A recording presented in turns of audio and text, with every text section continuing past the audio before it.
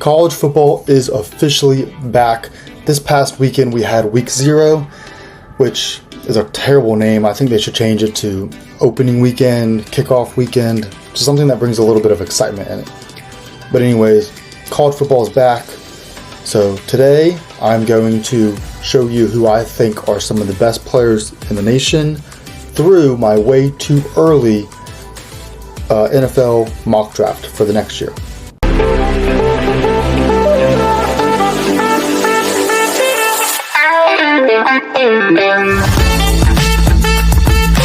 We are going to go over the first round. Obviously, most of these will probably be wrong, but I'm going to use a combination of projections and what people showed last year and what I think will be teams' needs. And for the order of the draft, I'm going to be using PFF's order prediction. So it's pretty much just based on Vegas's odds of who they think will finish last to first. So these aren't my predictions of the standings, but I'm just using it as a guideline. So first overall, we have the Carolina Panthers, and they have a lot of needs. If Bryce Young is as bad as he could be, where they land the first overall pick, they'll probably look at quarterback. But I think this is a year where quarterback won't go as heavy as last year. Last year we had 6 quarterbacks go in round 1. This year the position is a lot weaker. I would say the strengths of this year's draft class are defense as a whole, but there's a lot of good corners, there's a lot of good edge rushers, and interior defensive linemen too. So defense as a whole. There's also a lot of good offensive linemen, similar to last year. I wouldn't say it's much different than last year's. There's also a lot of good receivers this year. Now, last year's receiving class had way more top-end talent, specifically with those top 3, and it was a deep class after it. So last year's receiving class was better, but this year's is good as well. And then the running backs this year are special. So yeah, I think the strengths of this class are defense as a whole. The offensive line is good. Receivers are good. Neither of those are great, but then the running backs are really good. Compared to last year, where quarterback was obviously dominant, a lot of good receivers, and the offensive line was good as well. So like I said, even though the Panthers might want to look at quarterback if Bryce Young has a bad enough year where they get the first overall pick again, I don't think the quarterbacks in this class are worth the number 1 overall pick. So I think they go defense, and they take James Pierce Jr. out of Tennessee. He's an edge rusher. So the thing with James is he has an insane amount of potential due to his athleticism. He's long, he's quick, he's really fast and explosive. So the upside is very clear. He does need to bulk up a little bit and improve on the run defense to make him a whole rounded guys. And I'd like him to show a little bit of consistency against the top end teams. Then at pick number 2, we have the New England Patriots. This team obviously took Drake May last year, and they have a lot of needs overall. They have enough good defensive players where they'll stay away from that side of the ball. So they'll want to build around Drake May, of course. So I did think about Luther Burden III. I think he's the best receiver in this class. He's extremely good, explosive, but even though their receiving core is still a weak point, they drafted 2 of them last year, so I don't think they'll go back to that. So I think they'll take Campbell, the offensive tackle. He's the best offensive tackle in the league, or the country. He has short arms, but he has great hands and footwork to make up for it. He has a very consistent technique, and he has a good ability he has good range in the pocket. So I think they'll build a better line to help protect May. Then the 3rd pick are the Denver Broncos. Similar to the Patriots, they have a lot they could address. They could build a better offensive line around Bo Nix. They could get a better receiving core. But I think they go defense. The thought is Mason Graham, the defensive tackle out of Michigan. He's currently the best interior defensive lineman in the country. And if you remove positional value, he might be the best player in the country.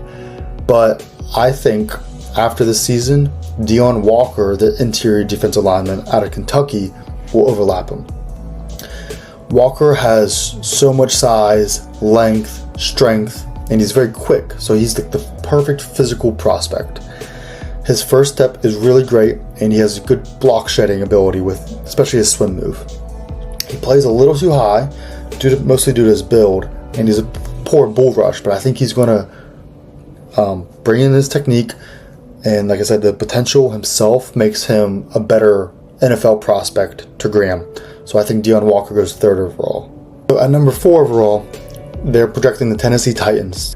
Now, if they have this bad of a season, Will Levis probably played really bad, so I do think they could consider going quarterback, but I think they just can build up the offensive line to help improve the overall offense to really show if Will Levis is the problem or if it's the system/offense.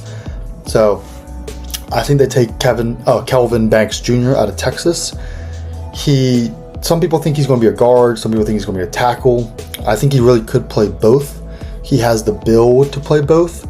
He has short arms, which makes him more of a guard, but he's played a tackle at Texas. He has great hands and a lot of power. He's very good at anchoring himself against power rushers too. So he's not the most quickest guy. He doesn't have like a ton of range to extend the pocket, but also to get up the field and block. So that's why I could see him playing guard. But I do think he could play tackle with some improved coaching. He might even show it this year. But at the NFL level, I think he could get the right coaching as well. So I have Kelvin Banks Jr. going to the Titans at number 4. Pick 5, we have the New York Giants. And clearly they're in need of a quarterback. Now, I personally don't think the Giants should take a quarterback here. I think their team isn't ready for a quarterback. So it's not because I don't think Daniel Jones should stay there. I just think if you look at their team, their roster, right? Their offensive line is not good. They do have Andrew Thomas, who is very good, but that's only one guy. Their receiving core, they only have one guy also. Malik Nabers, even though we haven't seen him play yet, is going to be a stud. But besides him, unless you really like Wendell Robinson, the receiving core is very lackluster. They don't have a good tight end. Their running backs, I mean, I kind of like Tyrone Tracy, but you can't trust him to be like a great QB helper. So if you look at their offense as a whole, it is not set up to succeed. So I think if you draft a QB, especially one of these QBs this year who I don't think are great, I don't really think it gets much better, and you're just putting him in a position where he can't really succeed. So I don't think the Giants should take a QB here. With that said, I do think they will take a QB, and I think it'll be Carson Beck. Beck doesn't have a ton of upside because he's not a superb athlete. He's a good enough one, but he's definitely more of like an old school quarterback. He's in the pocket. He has a good but not great arm, but he's very accurate. He has good touch and a quick release, and he knows the timing and play development really well. So I think he can be successful in the NFL if you just put him in the right situation, which the Giants aren't. At pick number 6, we have the Washington Commanders. The Commanders' perfect world, one of the top tackles, the 2 tackles would have fell to them. But both are off the board, and I think they'd be reaching if they took one of the remaining offensive linemen. So then, to me, there's 2 things they could do. They could either go wide receiver, and I think Burden would actually fit great here. Go opposite side of the field of McLaurin, help Jaden Daniels out. But I think they go defense. Just with Dan Quinn being there, he's more of a defensive-minded guy. I think he'll want to shore up that defense because I think he's like really looking at like this team could compete soon because of their veterans. So I think he's just trying to go best player available. And I think they take Will Johnson, the cornerback out of Michigan, at number 6 overall. Johnson is very strong for corner. He has good length, and he uses his hands really well in the press. He also has great route anticipation. His IQ is phenomenal, and his man coverage especially is great. Now, the bad parts about Johnson is last year his end speed and his lateral quickness didn't look great, and while it wasn't a massive problem in college, it would be in the NFL. But he did play a lot of the games injured, so hopefully from his standpoint, it's just him playing through an injury because they knew that Michigan was going for a championship, so he's going to play. Hopefully now that he's healthy, he looks a little quicker, he looks a little more explosive because that top end speed, if it returns or looks good, that what makes him the best corner in the country. Then at number 7, we have the Arizona Cardinals, and I think they're in a very similar position as the Commanders. They have some spots on offense. They would like a better offensive line, but the top 2 are gone. Their defense definitely needs some help. I think they do the opposite of the Cardinals. I think they go wide receiver here. I think they take Luther Burden III, wide receiver out of Missouri, at number 7. Burden, he's very good speed, but he's explosive. He also has really good hands and a wide catch radius. That basically means anything thrown his way, he has a good chance of getting. I do think he needs to improve as a route runner some in the league to dominate, but the way I think about it from this standpoint is, look at the Bengals a few years back when, they had Burrow, they had T. Higgins, but their offensive line wasn't good, their defense wasn't good. People thought they were going to go offensive line, but they saw this generational prospect of Ja'Marr Chase and be like, we don't care, we'll figure out the line later, we'll figure out the defense later, we're getting a superstar at wide receiver. I kind of think it's similar. Now, Burden is not the prospect that Chase is, and the Cardinals having Marvin Harrison Jr. already, he's kind of the Chase, right? But Burden can be the T. Higgins, and I think pairing those two together with Michael Wilson as a third receiver, Trey Benson along with Kyler, you can turn into one of the best offenses in the league, and they'll figure out the rest later. But I think they go Luther Burden here. At number 8, we have the Minnesota Vikings. The Vikings have a lot they could address. They could go offensive line, they could go running back, even though it's way too early for that, but they'll go defense. I think they go interior defensive on the line, and they take Mason Graham, the defensive lineman out of Michigan. Graham has unreal power and strength and is built into a really dense body. He has natural leverage and great hands and very surprising quickness that just have him disrupt the line. So I already said earlier, he's arguably the best player in college football if you remove positional value. He's disruptive on the line. I do think Walker ends up being a better NFL prospect because of his upside, but Graham could also have gone up there, and then this would have been Walker here. But I do think this interior defensive lineman position is getting a little more value now because we see guys like Aaron Donald, Chris Jones, these disruptive nose tackles that can really change your defense. So while I don't think Graham has the upside of Walker, he is definitely going to be a stud NFL player, and I have him going number 8 to the Vikings. At number 9, we have the Raiders, and the Raiders have a lot of needs, but they don't have one major need besides the quarterback position, because I love Minshew, but he's not a future fix. I don't think O'Connell's good. So I do have the Raiders picking a quarterback, and it'll be Shedeur Sanders out of Colorado. Now, Sanders has a lot of upside, but he has a lot to work on too. His accuracy, his decision-making, his pocket presence, it all needs improved. We see the upside with his arm talent, his mobility, his athleticism. And you obviously you have the bad connotation of what's going on in Colorado there. I think most people don't like it. They see a lot of drama. They see a lot of poor teamship. So Sanders could really rise or really fall this year, but I see the Raiders as a good fit. It's I think it would be a really entertaining placement for him. He would have some good weapons to start off with Davante Adams if he's still there, with Bowers, with Myers.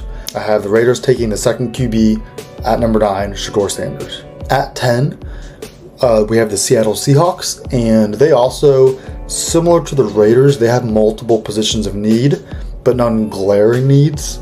They could go QB here for someone that could sit a year, maybe 2 behind Geno, but I don't think any of the QB prospects are worth it, and I think they know that. I think they go defense, and I think they go Nick Scorton, the defensive end from Texas A&M. Scorton has a lot of moves in his bag. He has spin moves, swim moves. He is good with his hands. He's very quick. He's very athletic. He just has abundant of ways to get to the quarterback.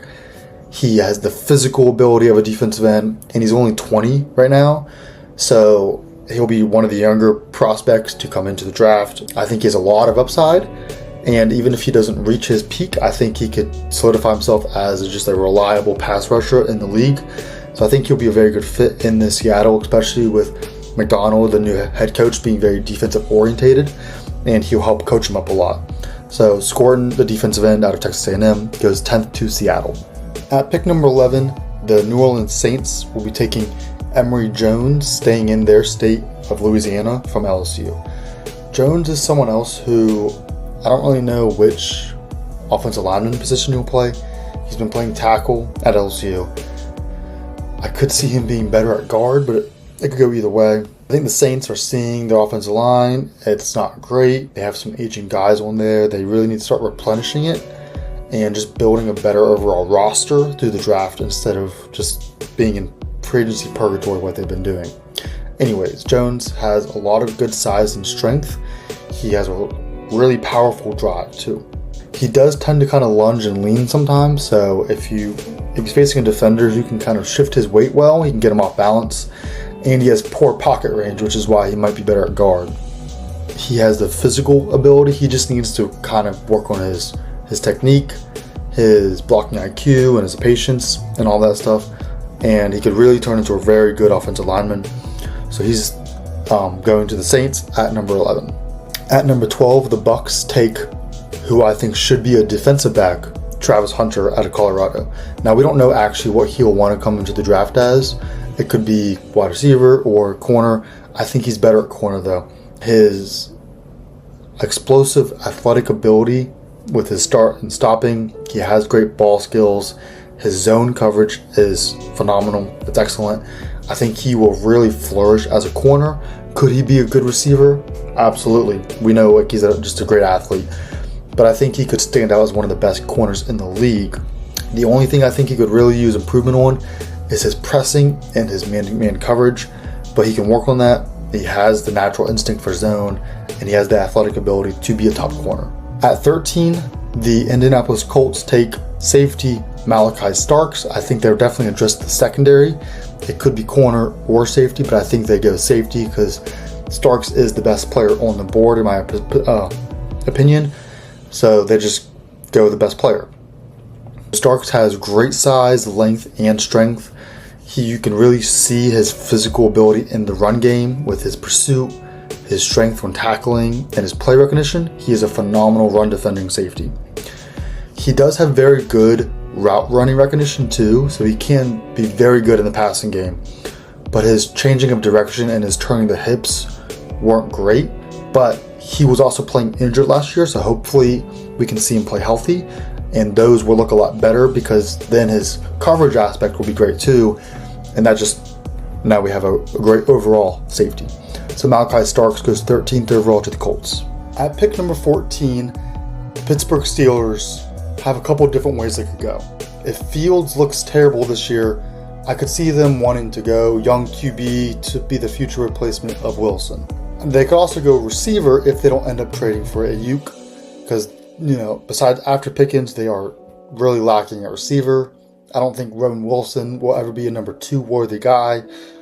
So they have a couple different ways they could go, but in the end, I think they go back to the defensive side of the ball.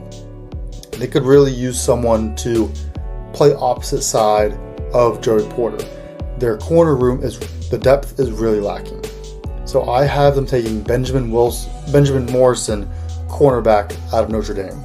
Morrison has really explosive and fluid, quick feet. He's very good at changing direction.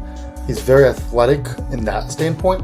He does lack the pure speed to play outside corner. I see him more of a zone, either a slot or more of a zone scheme kind of corner.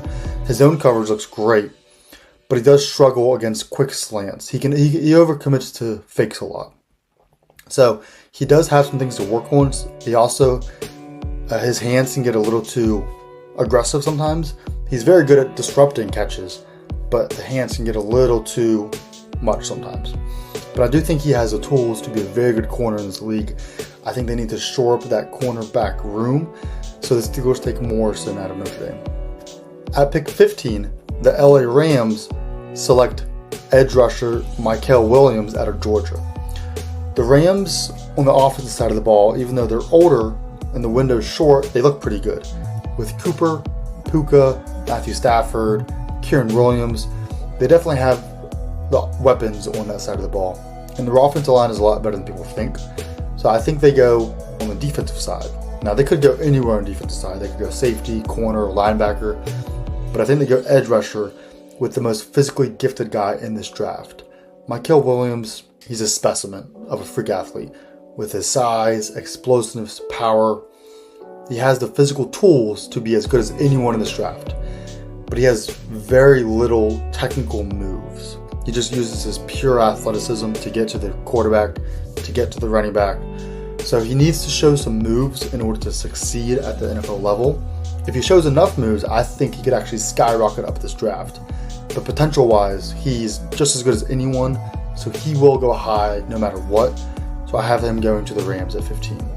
At pick number 16, the Jacksonville Jaguars could go either offensive line or defense. I think they end up going defense, and they go with cornerback Tacario Davis out of Arizona. He is tall. He's 6'4", which is huge for a corner. Long length, good size. He could put on a little bit of weight, but that'll come. He's very good in the press, as he should be with his size and strength.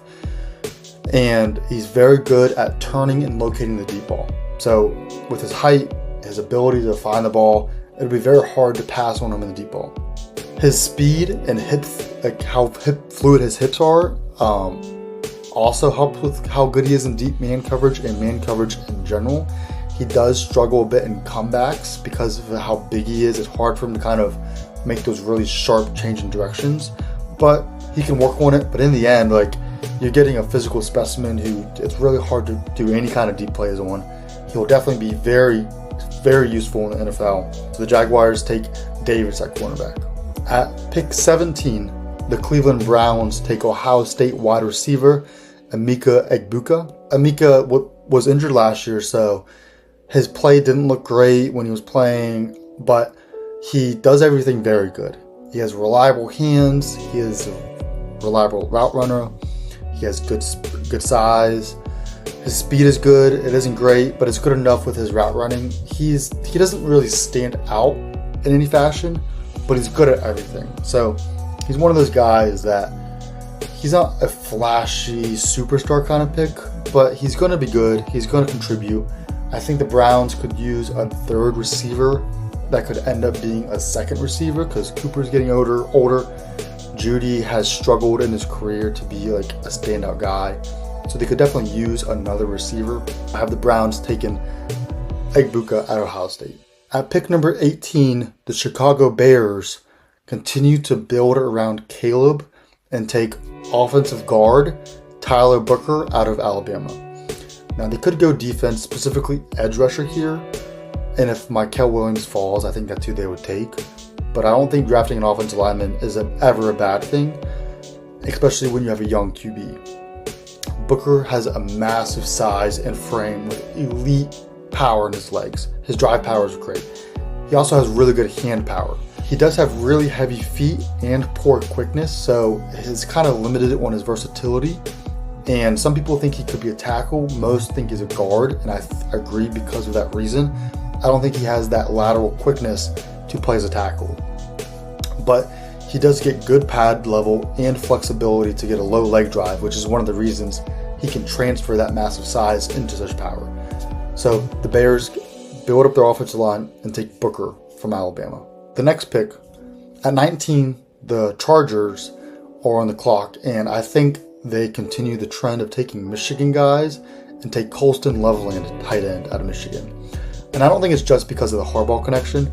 Obviously that helps, but the Chargers obviously need weapons, right? They drafted Ladd McConkey, but after that, their receiving core is weak, their tight end room's weak, their running back room's old. They need to surround Herbert with some weapons, 100%. And Loveland would have been the second tight end from last year's class, and he's a top tight end in this year's class. He's tall, long arms. He does need to add a little more weight, but once he does, he'll have an elite frame for a tight end. He has good speed, and he has a good ability to get in and out of breaks. Combining that with his elite route running, he will always find ways to get open. He's not a great yak guy, but when you look at his speed and his ability of route running, I think he could develop his yak. The biggest problem with Loveland is he does have some drops. He's not a for sure hands guy, but again, that could be worked on. He has the physical capability to improve. He's not as good as Bowers was last year, but he's still very good, and he would help this Chargers offense 100%. So they take Loveland at 19. Then at pick 20, the Houston Texans are up, and they're one of those teams that they don't have any glaring holes, but they could use a couple of help at some positions. They could use some help at defensive back, but Stingley was awesome last year. Their second round pick this past year was a corner, so we'll see how he does. They could also use an interior defensive lineman. Someone like Kenneth Grant could work, but I think they go linebacker and go with Harold Perkins Jr. out of LSU. Perkins is too small to be a true edge rusher, and he played a lot of inside linebacker. So he has some experience in edge, some experience in inside linebacker. He has a lot of versatile experience, but he doesn't have the experience at the outside linebacker position, but he will be playing a lot of it this year. So by the end of this year, he'll have a whole overall experience. Where Perkins stands out is he's extremely athletic and explosive for a linebacker. He's shown good ability to coverage and a good pass rush ability. Now, he does need to improve a lot as a block shedder and run stopper to really round out his game at linebacker, but I think he can do it based on his athleticism, and he will be an every down kind of guy. He will be extremely helpful for this Texans defense. At pick 21, the New York Jets are up, and they are another team that could draft a quarterback to sit for a year or 2 or 3, whatever Rodgers does. Continue the Rodgers, Packers, Favre history, but I don't think they will. I think they go offensive line. While they did revamp the offensive line this free agency, it's an old offensive line. So I think they'll go with a young offensive line that they don't need to start right away, but he can kind of develop under that.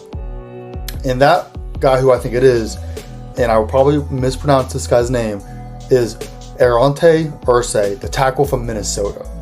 Now, Irsay is more upside than anything. He is huge, he's big and strong, he has long arms, but he needs to improve a lot on his leverage, his pad levels, and his consistency. He has shown a lot of good zone blocking ability, but there's a lot he needs to work on before he can be a legit quality starting tackle in this league. But like I said, the Jets don't have to start him right away, so I think he's a good value pick at 21. And then at pick 22, we have the Atlanta Falcons. The position of need the most is edge rusher. I think they'll take Jack Sawyer, the edge from Ohio State. He's 6'5", about 260, that's what he's listed at. So physical specimen. He showed a lot of improvements from his first year to his second year at Ohio State. He is a very gifted athlete. He does need to work on some of his techniques and building his repertoire of moves to really become efficient. But he's definitely a good prospect. He's definitely has a lot of potential, and I think he can put it together this year and going into the NFL. So the Falcons take Sawyer. Then at 23, the Miami Dolphins will look to improve the trenches. Now that could be on the offense or defense. I think they could go either way, but I have them going towards the offensive side of the ball. I really do think they want to continue improving that offensive line so they can be stout in the run game, because even though they're known for their explosive passing, they want to run the ball. The Dolphins select Blake Miller, the tackle, maybe turning guard out of Clemson. Blake is another huge athlete. He's 6'6", 315. He's got some size. He definitely has a little bit to work on. Again, we're getting to the point, since we're a year out from this draft, a lot of these guys are still seen as prospects. And that's one of the reasons they aren't in the draft last year. They have a lot to work on, but I think Blake has a lot he can piece together with this Clemson team, improving on his range, his quickness, his hands, and become an overall package that'll be a quality starting tackle in this league. And so the Dolphins take Blake Miller. Then at 24, the Green Bay Packers are up, and they will beef their defense. Ironically, the Packers spent so many years just drafting defensive players in the first round when Rodgers was there, and they would never invest in the offense. And now all of a sudden, it's the opposite, where their offense, their receiving core is deep, it's talented, they have running backs, they could use some offensive line help, but now they really need to buff up their defense. mostly because they keep missing on most of their first rounders. They go defensive lineman Kenneth Grant out of Michigan. He's definitely not as good as Graham is, but he arguably has just as much potential. His size is great. He's fast. He's a very twitchy, explosive athlete. He also has really good range, like horizontally, to help contain outside runs. Now, he does need to work on his techniques and his pass rushing moves to really improve his ability to disrupt the play. But he has a lot of potential, and getting him back here at pick 24, Kenneth Grant, could be a steal. The Dallas Cowboys are picking at 25. Now, the Cowboys have multiple different routes they could go. They desperately need wide receiver help because after CD, Cooks is old and they have really no one else after that. They could also use to improve the youth on their offensive line. There's also some defensive positions, specifically at safety, maybe some defensive linemen they could use, but I think they go wide receiver. Now, in my opinion, Isaiah Bond, the wide receiver out of Texas, is the next best receiver available. But I don't think they go the Bond route. I think they go for the physical specimen of the wide receiver out of Arizona, Tatoria McMillan. He's related to Jalen McMillan, the receiver from Washington, who got drafted by the Bucs last year. He's either the younger brother or cousin, I forget. But this McMillan is 6'5", 212 listed right now. So he has elite size and length. He also has great ball skills at the peak and in traffic. Sometimes you don't always see that. You have this great big receiver who you'd think would be great at catching in traffic, jump balls, deep balls, but they don't have the ability to go up and actually get it. McMillan does, 100%. Now, the problem with McMillan to me is he doesn't have elite speed.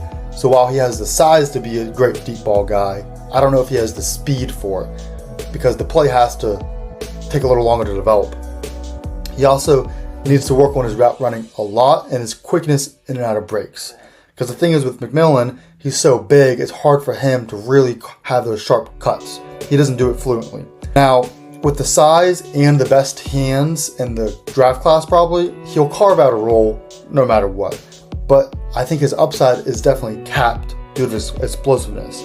He definitely is more of a raw product, but I think McMillan has the catching and the ability to go up and get the ball well, but we'll see how he develops as a complete wide receiver. But McMillan goes to the Cowboys at 25. Then moving on to 26, we have the Eagles. The Eagles, to me, are probably the most or second most complete team in the NFL. When you look at, they have a good QB, they have good weapons, a good running back, they have good defensive linemen, linebackers, corners, safeties. But to me, they have two positions of need. That's the secondary and that's the offensive line. Now, the secondary, they invested a bunch in last draft. So I can't sit here and say I think they're going to invest in the secondary again in the first round. So I think they go offensive line. Their offensive line is still good, but the retirement of Jason Kelce, the aging of Lane Johnson, their interior offensive linemen, their guards aren't as strong. So I do think there's a good reason to draft a lineman so that you can get him ready for when like Lane Johnson retires, for example. So at 26, I think the Eagles drafted Josh Simmons, the tackle from Ohio State. Simmons really struggled in 2022, but he had a good bounce. He had a good improvement season in 2023. It wasn't the best season, but it was very good. He has the potential for a great frame. He has really good foot quickness and a good ability to mirror the tackle or the edge rusher.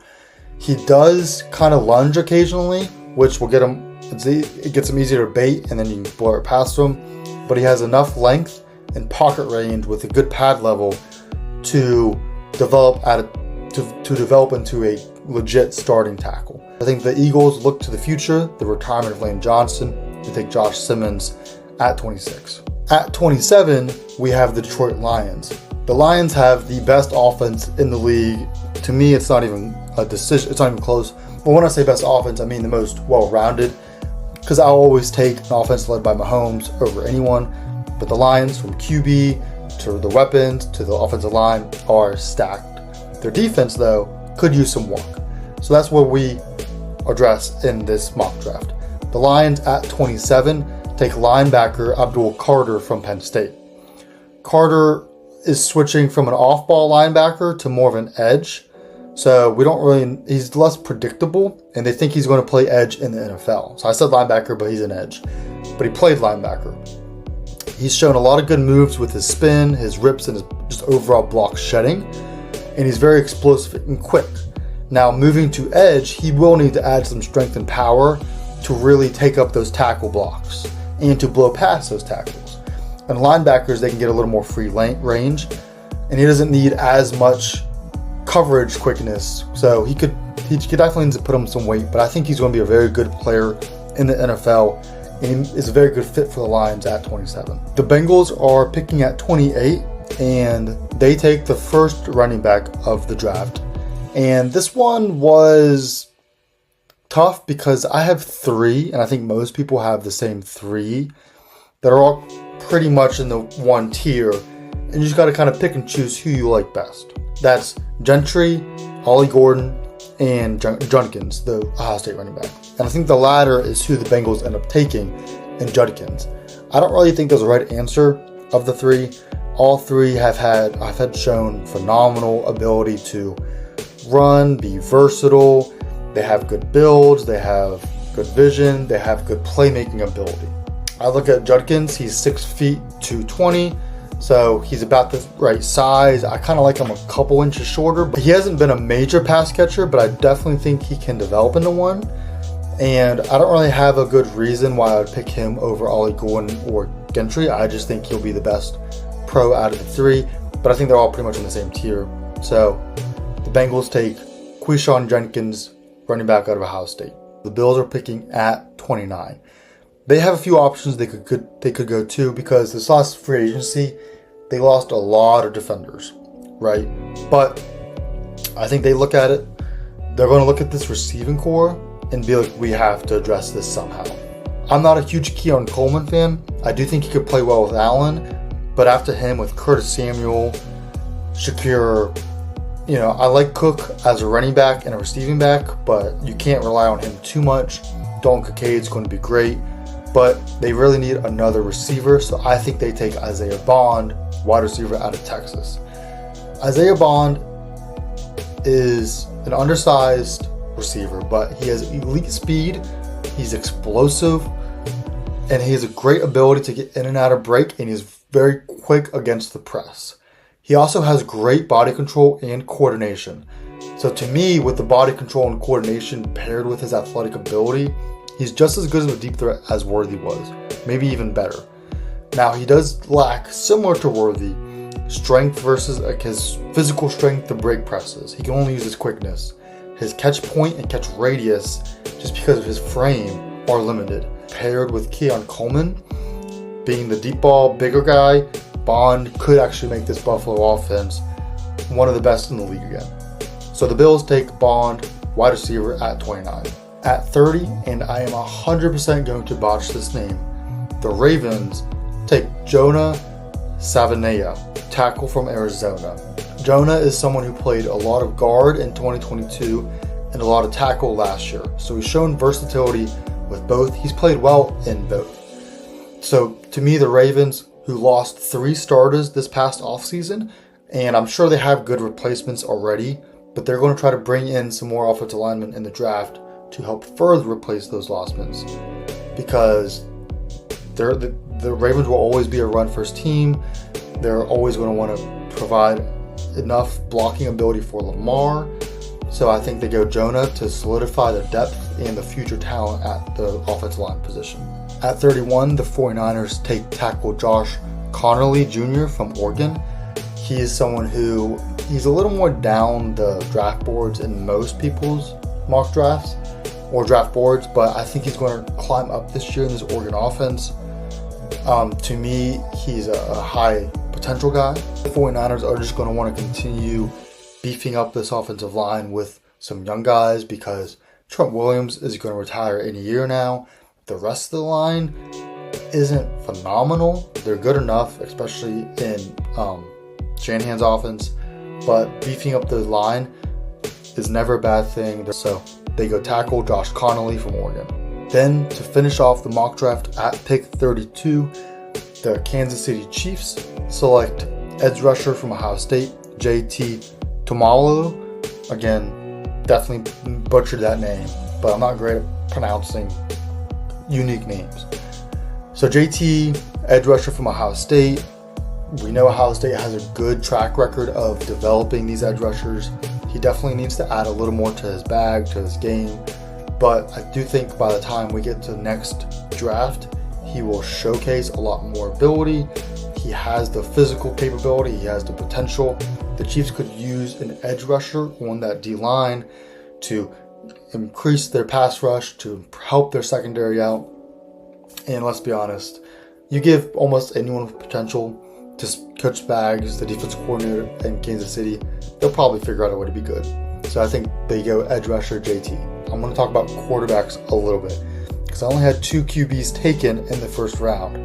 And while I think that's all that deserved to go in, if that, because this is a weak quarterback class as of this moment, we all know quarterbacks go way higher than they typically should. So my QB sleepers are teams that have aging quarterbacks and they could look to draft their replacement now because I don't think they're going to get anyone who could start day one. But these teams are Pittsburgh, the Rams, Dallas, and the Jets. To me, those 4 teams are sleeper QB picks that are picking in the second half of the first round that could take one of these guys, sit them for a year or 2 to start their franchise rebuild at the position. Then some of the other teams that also need QBs that picked earlier, the Panthers, the Titans, the Saints, the Seahawks, teams like that I'm not saying they will take a QB this year, but they could. I could also see some of those teams trading into the first round from picks 20 to 32 to pick up one of these later first round QBs. So here are my thoughts on the other QBs besides the first 2 I mentioned. So obviously Quinn Ewers is the biggest name or quarterback name in college football besides the first 2 guys I mentioned. But to me, watching him, I don't see him as an NFL quarterback yet. He was accurate. I don't think he has the physical tools to step forward enough to be more than like a play caller, a game manager. So to me, Ewers doesn't have a ton of pro upside, but if you're successful in college, you still have a path to getting drafted. So he could be one of them. Jackson Dart's another guy who is different, but very successful in college. I think he's going to have a monster year this year. I think he's going to throw well. He's going to run well. That offense as a whole is going to be electric. So if he just shows enough with his accuracy, with his anticipation, his play recognition, I think he could also sneak into the first round. My biggest sleeper is Weigman, the Texas A&M quarterback. Weigman has good size, he has enough mobility, but he has great arm strength and touch. He also showed really good sack avoidance and ball security last year. Now, the problem with Weigman is he got hurt last year, so only played 4 games. Now, those 4 games were great. He had almost a 70% completion rating, almost 1,000 yards. His yards per attempt were 8.1, 8 touchdowns to 2 picks. He looked really good, but we obviously need to see more before we can pencil him in as a first-round pick. And he definitely has things to improve on, like his ability to throw off platform, which is a very important thing in the NFL nowadays. But Weigman is my sleeper pick. My other 2 sleeper picks are Cameron Ward and Riley Leonard. Similar to Weigman, we got to see more. They don't have quite the resume of a Dart, of a Ewers, but I think they have some good pro potential traits that if they just show a little more, they could be those guys. So those are my 5 QBs that I could see slipping into the first round from the ranges of let's say 18 to the last end of the first round. But I don't have them mocked. I didn't do any trades in this mock draft. To me, they would probably be traded.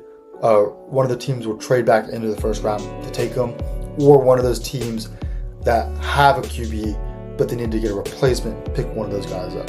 So I'm not mocking them to go in the first round, but I would not be surprised, and you should definitely keep an eye on those 5 for potential first round picks this year. So that's my way too early 2025 mock draft. I'm super excited for college football this year. Comment down below who you think are too high, too low, any other guys you think I should add. Am I just completely wrong? Will I go over 32? Probably. But we're a year out, so that's expected. So please, if you like this video, like the YouTube video, like the video, subscribe. We'll talk a little more about NFL, college football all year long. Peace out.